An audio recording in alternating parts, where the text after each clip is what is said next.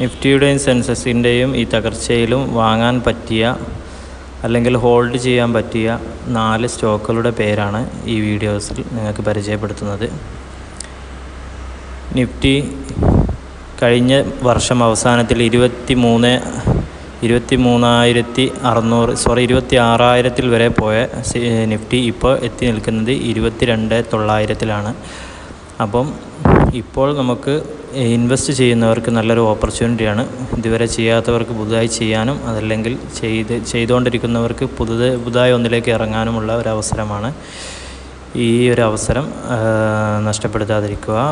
4 സ്റ്റോക്കുകളാണ് fundamentally and technically strong ആയി നിൽക്കുന്ന 4 സ്റ്റോക്കുകളുടെ പേരാണ് നമ്മളിവിടെ പറയാൻ പോകുന്നത്. അതായത് ഒന്ന് കല്യാൺ ജ്വല്ലറിയാണ്. കല്യാൺ ജ്വല്ലറി അതിൻ്റെ ഒരു 75 മിനിറ്റ് ക്യാൻഡിൽ എടുക്കുകയാണെങ്കിൽ കഴിഞ്ഞ വർഷം അത് ഏതാണ്ട് 800 വരെ നമുക്കൊരു ഉയർച്ച തന്നിട്ടുണ്ടെങ്കിലും പിന്നെ അതിന് ശേഷം നല്ലൊരു ഡൗണിലേക്കാണ് കുതിച്ചത്. അതിനുശേഷം അതൊരു അപ്പിനുള്ള എല്ലാ സാധ്യതകളും കല്യാൺ ജ്വല്ലറിയിൽ നമുക്കിപ്പോൾ കാണുന്നുണ്ട്. ഏതാണ്ട് ഈ ഒരു പോയിന്റിൽ വെച്ച് നമ്മൾ ബൈ ചെയ്തവർക്ക് ഇപ്പോൾ തന്നെ ഏതാണ്ട് നല്ലൊരു പ്രോഫിറ്റിനെ ബുക്ക് ചെയ്യാൻ സാധിച്ചിട്ടുണ്ടാവും.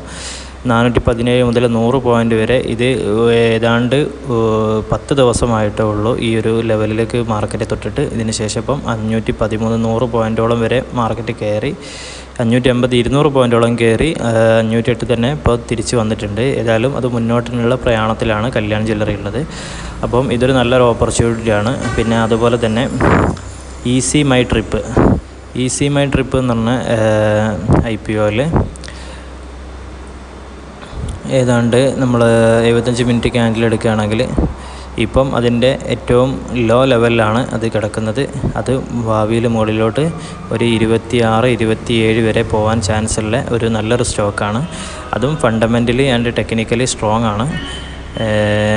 അതിൻ്റെ കാര്യങ്ങളൊക്കെ നോക്കുകയാണെങ്കിൽ ഫണ്ടമെൻ്റലി ടെക്നിക്കലി സ്ട്രോങ് ആണ്. അപ്പം ഈ ഈസി മൈ ട്രിപ്പ് എന്ന് പറഞ്ഞ സ്റ്റോക്കും നമുക്ക് സ്ട്രോങ് ആണ്. അതുപോലെ തന്നെ ടാറ്റ മോട്ടോഴ്സ് അതിൻ്റെ ഏറ്റവും നല്ല പ്രതാപകാലത്തിന് ശേഷം ഒരു തിരിച്ചുവരവ് നടത്തിയിരിക്കുകയാണ്. ഏതാണ്ട് 800-900 വരെ 1000-ഓളം വരെ പോയിട്ട് 1100 വരെ പോയ ഒരു സ്റ്റോക്കാണ്. പിന്നീട് അത് ഇപ്പോൾ എത്തി നിൽക്കുന്നത് അതിൻ്റെ കറണ്ട് വാല്യൂ 680-ലാണ്. നല്ലൊരു തിരിച്ചുപോക്ക് നമുക്ക് ഇതിലും പ്രതീക്ഷിക്കാം. ഹോൾഡ് ചെയ്യുന്നവർക്ക് കുറഞ്ഞ ഒരു ലോസ് ആദ്യത്തിൽ കാണുമെങ്കിലും പിന്നീട് അതൊരു പ്രോഫിറ്റായി വരാനും ചാൻസ് ഉണ്ട്. അതുപോലെ തന്നെ സുസുലോണ് വിൻഡ് എനർജിയാണ്. എല്ലാവർക്കും അറിയാം ഇന്ത്യയിലെ വിൻഡ് എനർജി കമ്പനിയാണ്. അതും നല്ലൊരു മാർജിൻ ഉള്ളതും അതുപോലെ തന്നെ ഫണ്ടമെൻ്റലി ടെക്നിക്കലി സ്ട്രോങ് ആയിട്ടുള്ള ഒരു കമ്പനി തന്നെയാണ്. ഏതാണ്ട് ഇപ്പോൾ അതിൻ്റെ 47 വരെ പോയി ഈ അവസാന മാസം.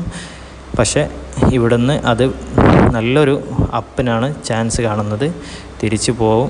കുറഞ്ഞൊരു റിട്രേസൽ ഉണ്ടാവുമെങ്കിലും ഏതാണ്ട് 42 വരെ ഉണ്ടാവുമെങ്കിലും അവിടെ വരെ വെയിറ്റ് ചെയ്യുകയാണെങ്കിൽ അതാണ് ഏറ്റവും നല്ലത്. ഇവിടുന്ന് പിന്നെയും മാർക്കറ്റ് മുകളിലോട്ട് പോകാനാണ് 100 വരെ പോകാൻ ചാൻസ് ഉണ്ട്. ഇപ്പം നമുക്ക് 88-90 വരെ എന്തായാലും നമുക്ക് പ്രതീക്ഷിക്കാം. പിന്നെ ഇതൊരു എഡ്യൂക്കേഷൻ പർപ്പസ് മാത്രമാണ്. ഇതൊരു ആരോടും ഫോഴ്സ് ചെയ്തിട്ടോ അല്ലെങ്കിൽ ഒരാൾക്കോ ഉള്ള നിർദ്ദേശമോ അല്ല. എഡ്യൂക്കേഷൻ പർപ്പസ് മാത്രമാണ്. അതായത് നമുക്ക് 4 സ്റ്റോക്കുകൾ ഭാവിയിൽ മുന്നേറാൻ ചാൻസ് ഉള്ള 4 സ്റ്റോക്കുകളുടെ ലിസ്റ്റാണ് ഇപ്പോൾ കൊടുത്തിരിക്കുന്നത്. Okay, thank you.